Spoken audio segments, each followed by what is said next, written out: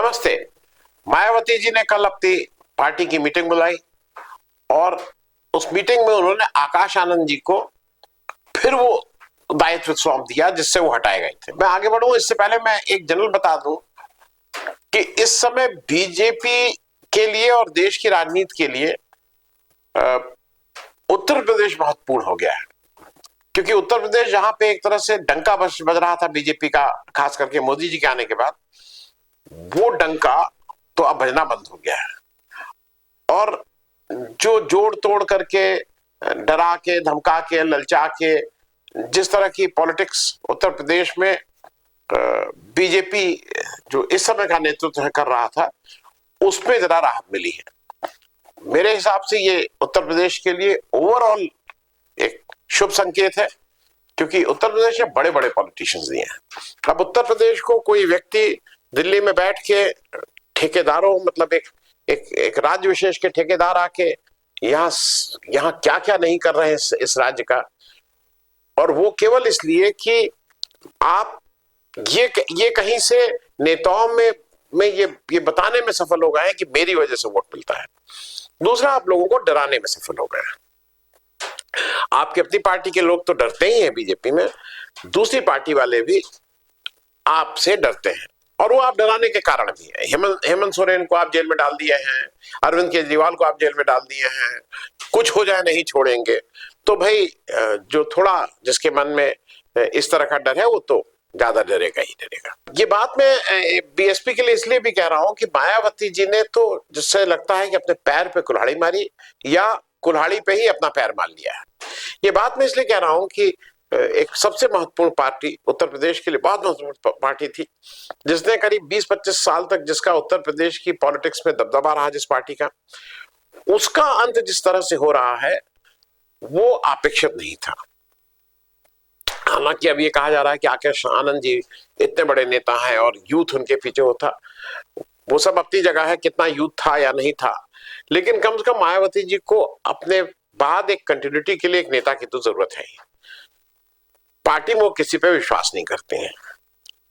अब ले देखिए, उनके घर में उनके भाई और उनके भाई का लड़का बचता है, तो उनके पास जो ऑप्शन है वो कोई ऑप्शन है नहीं। आकाश आनंद को छोड़ के उनके पास कोई दूसरा ऑप्शन नहीं है कि वो किसको अपने पार्टी को सुपुर्द करें। तो मैं थोड़ा आपसे इसलिए एक दो स्टैटिस्टिक्स आपसे के साथ शेयर कर लूं कि जिससे ये समझ में आ जाए कि बीएसपी कहां है, ये समझ में आ जाए कि मायावती जी ने 2024 में जो काम किए उससे वो क्या एक्सपोज हो गए, और आने वाले समय में बीएसपी कितना इंपॉर्टेंट रोल प्ले करेगा उत्तर प्रदेश की पॉलिटिक्स में। देखिए, इस बार 2024 में बीएसपी ने कुल सीटें पूरे देश में लड़ी 488, 488, जीते 0, 2 जगह सेकंड रहे और 190 जगह, जी ये इंपॉर्टेंट है, 190 जगह पे बीएसपी थर्ड नंबर की पार्टी रही।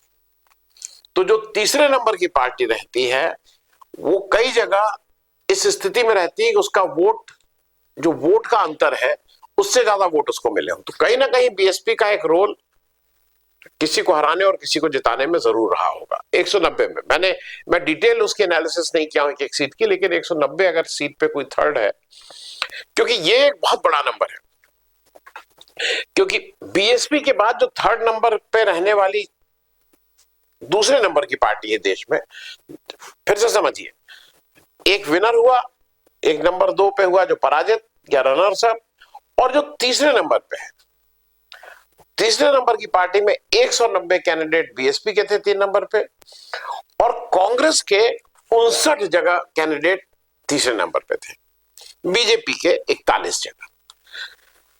अब एक जो ज्यादा इंपॉर्टेंट है और जिसको मैं शायद आपके साथ शेयर ज्यादा करना चाहूंगा कि बीजेपी को, अरे माफ कीजिएगा, बीएसपी को 2024 में वोट मिले 1,31,53,818, 1,31,53,818।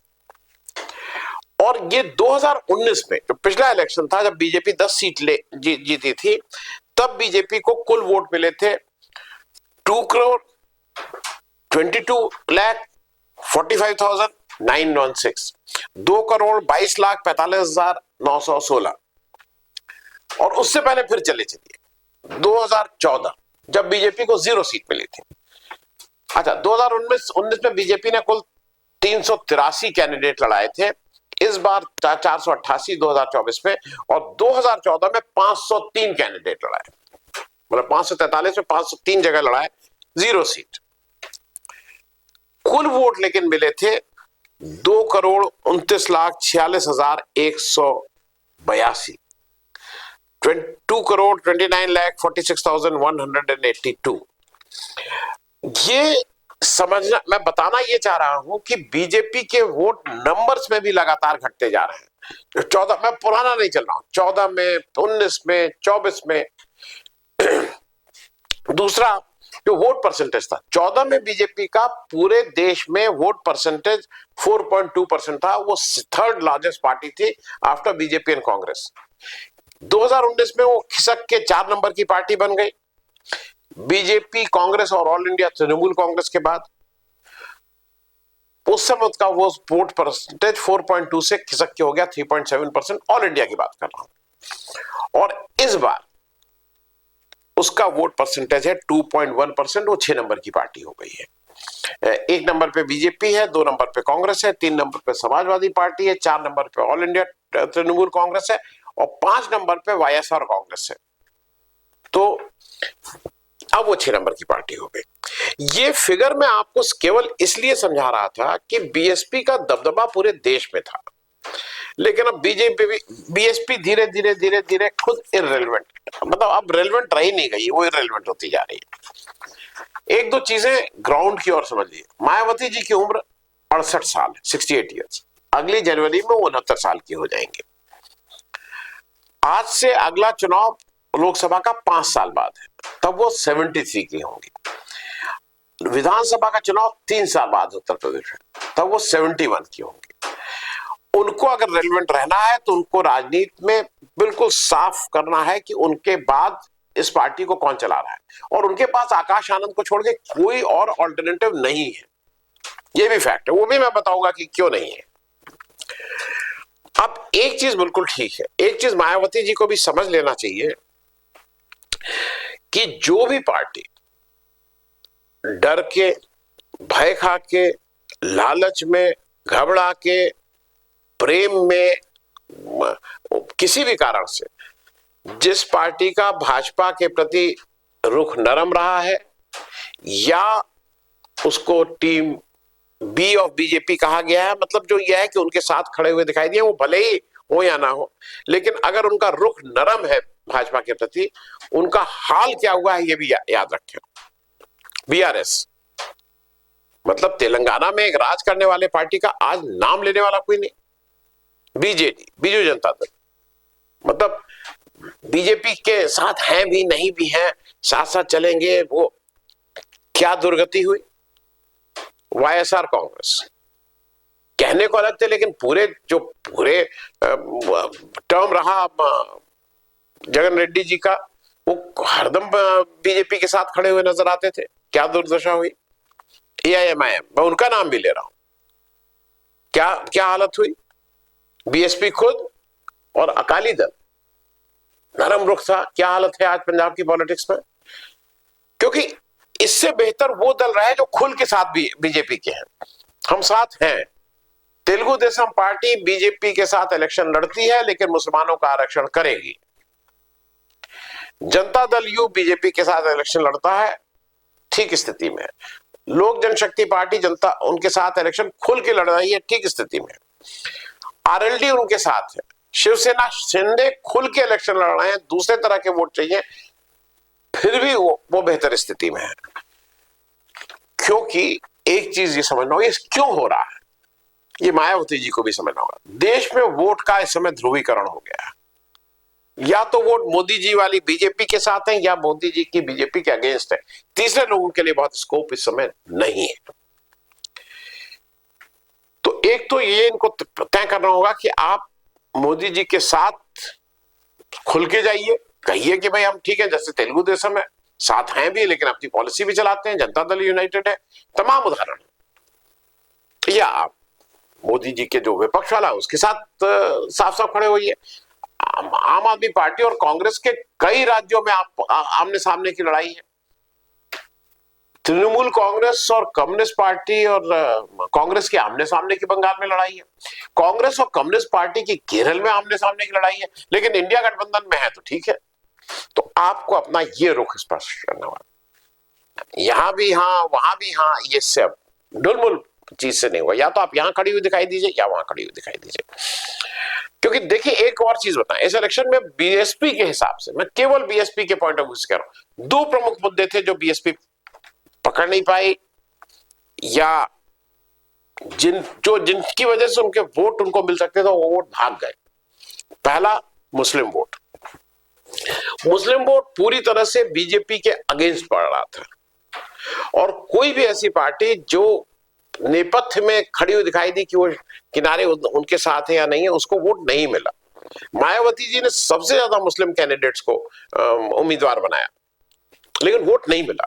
और दूसरी मायावती जी की एक जो आदत है, जब वोट नहीं मिला तो इलेक्शन के तुरंत बाद वो ये भी गाली देने लगी कि मुसलमानों को आगे से टिकट नहीं देंगे, इन्होंने किया और वोट।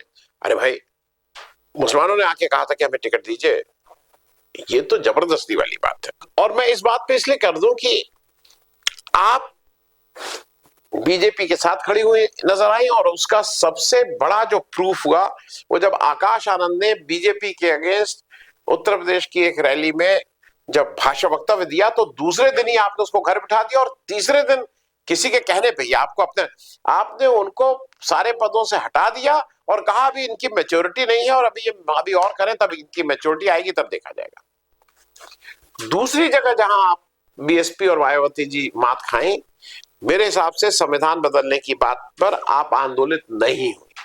आप ऊपर ऊपर कहते रहे हाँ हाँ हाँ ठीक है, और जो आपका मूल वोट बेस था संविधान की रक्षा के नाम पर वो आपसे खिसक गया। उसको बिल्कुल पता लग गया कि आप बीजेपी के साथ अगर अलाइन है तो आप संविधान के वो जो उनका डर है कि बीजेपी की अगर फुल मेजोरिटी में आ जाएगी, उस डर में आप उनके साथ खड़ी हुई नजर नहीं आई और इसलिए वो आपके से को छोड़ के चला गया। अब मायावती जी को समझना होगा कि जैसे देखिए एक चीज समझना होगा कि मायावती जी को यह समझना होगा कि वो उनके पास जो भी आया है वो काशीराम जी का पुण्य आया है। काशीराम जी ने लंबे समय तक मिशन के रूप में काम किया, लोगों के बीच में काम किया, बहुजन के लिए काम किया और फिर उसके पुण्य के प्रसाद के रूप में मायावती जी को ये सब चीफ मिनिस्टरशिप और ये सब मिला। जैसे अंबेडकर तो आजकल सबके हो गए, वो चाहे बीजेपी हो, कांग्रेस हो, कम्युनिस्ट, सब लोग अंबेडकर, क्योंकि उसके बिना नई पॉलिटिक्स चल सकती है।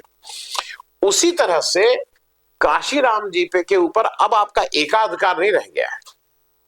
काशीराम जी के बहुत से दावेदार हैं उनकी पॉलिटिक्स में और उसके एक बड़े दावेदार चंद्रशेखर आजाद के रूप में आए जो अपनी पार्टी का नाम ही के आगे काशीराम लगाए हैं। क्योंकि आप काशीराम जी के जो पुराने भी साथी थे उनके साथ आपने अपना इतने खराब रिलेशन कर लिए हैं।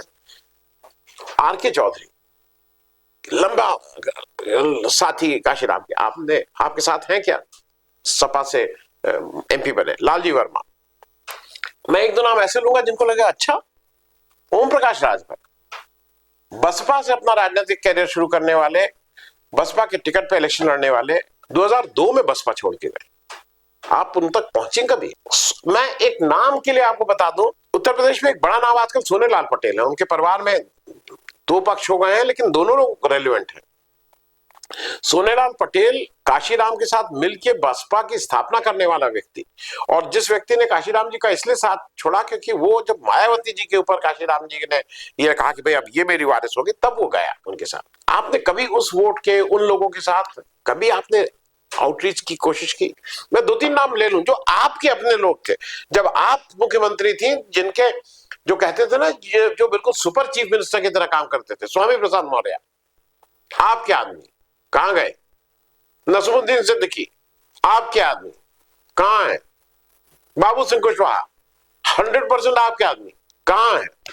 आप नहीं, और तो और जो ब्रजेश पटेल, रामवीर रूपा, ये मतलब मेरा सिर्फ कहना ये जो आपके लोग थे, आपने कि में एक गुण और है, अपने लोगों को किस तरह से आपके व्यवहार से और आपकी भाषा से और आपके डांट फटकार से कैसे उनको दूर करो, इस पे अगर कोई रिसर्च हो तो उसमें आप प्रमुख रूप से आपके कंडक्ट और आपके व्यवहार को देखा जाएगा। क्योंकि बेइज्जत करना, मैं मालूम नहीं आपको क्या दिक्कत है, आप क्यों किस इस तरह से। आपको याद है 2017 में आपके 19 एमएलए थे, और आपको ये याद है 5 साल के अंदर आपने कितने एमएलए को निकाल बाहर किया था। आपके 2022 आते आते 2-3 लोग रह गए थे। 2019 में आपके 10 एमपी थे। 2024 का इलेक्शन आते आते आपके पास 2-3 एमपी भी नहीं रह गए। तो कहीं ना कहीं मायावती जी, आपको ये इंट्रोस्पेक्ट करना होगा कि आपको अगर पार्टी चलानी है तो आपको अपना व्यवहार भी बदलना होगा। अब बात कर ली जाए आकाश आनंद जी की। अब देखने वाली बात यह है कि आकाश आनंद जी की जो आक्रामकता है, जो आकाश आनंद जी का ये था कि भाई वो आर्टिकुलेट है, वो बढ़िया भाषण देते हैं, तो उनको अकल आ गई। अब वो बीजेपी के खिलाफ सपने में भी कुछ कहने की हिम्मत नहीं करेंगे, जो उनको सीख मिलनी चाहिए थी। वो अब मैच्योर हो गए, जो आप ही ने कहा कि वो मैच्योरिटी, तो मैच्योरिटी का मतलब बीजेपी के लिए कुछ भी खराब नहीं कहना। और अगर वो मैच्योर हो गए तो इसीलिए आपने उनको वापस होकर, ये देखने वाली बात होगी। क्योंकि मेरे हिसाब से बीएसपी का भविष्य तो नहीं लगता है अब कुछ है। आकाश आनंद जी का अंतोगत्वा, अगर वो बीजेपी को गाली वाली नहीं देंगे, उसको उसके साथ रहेंगे, तो वो आगे उनका बीजेपी के साथ एक कोई भविष्य हो सकता है, इसमें कहीं कोई दो राय नहीं है। लेकिन उत्तर प्रदेश की राजनीति में मेरे हिसाब से कम जो अगला विधानसभा है, जो पहला मेजर माइलस्टोन होने जा रहा है, उसमें मायावती जी को और आकाश आनंद को स्पष्ट करना होगा कि वो या तो बीजेपी के साथ खुल के खड़े हो जाएं, उनसे कहें कि मुझे 100 सीटें दीजिए, मुझसे कहें मुझे 150 सीटें दीजिए, उनसे कहें कुछ करें, या खुल के इंडिया गठबंधन की तरफ आ जाए। वो जो एक अपना तीसरा वो चलाएंगे, तो जो अभी जो भी वोट मिले हैं 2.1%, और पिछली बार 1 सीट थी, वो 1 सीट भी आपके पड़ने से तो आई नहीं थी, उससे आगे कोई मतलब मुझे नहीं कहीं कोई भविष्य लगता है। तो मतलब बीएसपी के लिए उस तरह की राजनीति, जो बहुजन की राजनीति आप कर दी थी, बहुत से लोग उस तरफ देखते हैं। आज बहुत से लोगों के लिए का कोई इन ट्रू सेंस उनका कोई बात करने वाला नहीं रह गया है, वो वैक्यूम है। और अगर आकाश आनंद तो मतलब बीजेपी के लाइन टो करेंगे, तो वो वैक्यूम को कोई और जरूर भरेगा, क्योंकि वैक्यूम तो खाली नहीं रहता है, वो बहुत से उसके दावेदार उत्तर प्रदेश में निकल आएंगे। थैंक यू सो मच, धन्यवाद।